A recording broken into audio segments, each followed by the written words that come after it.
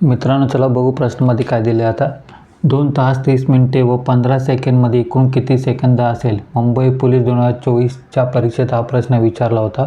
खूपच महत्त्वाचा प्रश्न आहे मित्रांनो हा. या प्रश्नाला आपण पहिले बेसिक मेथडने सोडवणार आहे.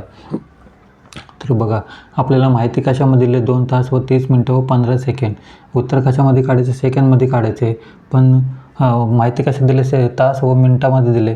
तर एककाचे काय करायला लागेल? आपल्याला रूपांतर करावं लागेल. म्हणजे त्याला इंग्लिशमध्ये काय बोलतो आपण? Unit conversion. ठीक आहे. आता 2 तासाच्या सेकंदमध्ये आपल्याला काय करायचं? कन्वर्ट करायचे. 2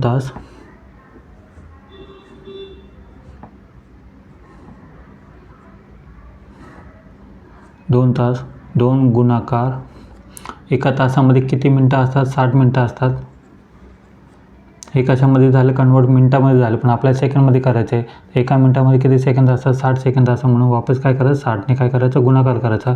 6 36 36 जुने 72 72 2 शून्य तसेच घेतले.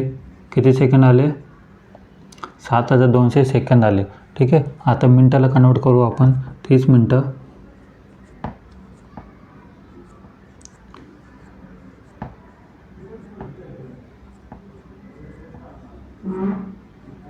30 मिनटं 30 मिनटाला कशामध्ये कन्वर्ट करायचं? सेकंडमध्ये करायचं आहे.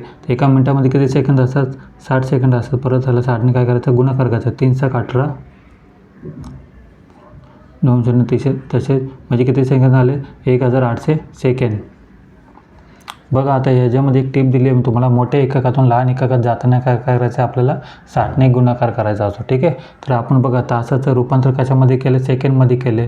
आणि तास हे कसं आहे? मोठे एकक आहे आणि सेकंड कसं आहे? लहान एकक आहे. म्हणून आपण 60ने काय गुणाकार केलं आहे. तसं मिनटाचं पण तसंच आहे. बघा, मिनटं हा मोठं एकक आहे आणि सेकंड कसं आहे? लहान एकक आहे. म्हणून आपण तिसाला कितीने गुणाकार केला? सेकंडमध्ये कन्वर्ट करण्यासाठी 60ने कन्वर्ट केलं. आता सर्व एकक कशामध्ये कन्वर्ट झाले? सेकंडमध्ये झालेत. आता बघा, 15 सेकंद ऑलरेडी सेकंडमध्येच आहे. आता सर्वांची बेरीज केल्यानंतर आपल्याला काय भेटणार आहे? एकूण सेकंड किती ते भेटणार आहे. ठीक आहे. बघू आता. 7200 1800 + 15 7200 आणि 1800 किती झाले? 9000 झाले. 9000 आणि 15 किती झाले? 9015. उत्तर काय असणार आहे आपलं? 9015 सेकंड. तो ऑप्शन का असणार आहे? मित्रांनो, तुम्हाला ही स्टेप आणि ही स्टेप लिहिण्याची गरज नाही. मला तुम्हाला समजावून सांगायचं होतं म्हणून ही 2 स्टेप लिहिली होती. तुम्हाला डायरेक्ट या तिन्ही स्टेप लिहायचे आहे. या व्हिडिओमध्ये मी तुम्हाला बेसिक मेथडने सांगितलं आहे. पुढील व्हिडिओमध्ये मी तुम्हाला शॉर्ट मेथडने हाच प्रश्न सोडून दाखवणार आहे.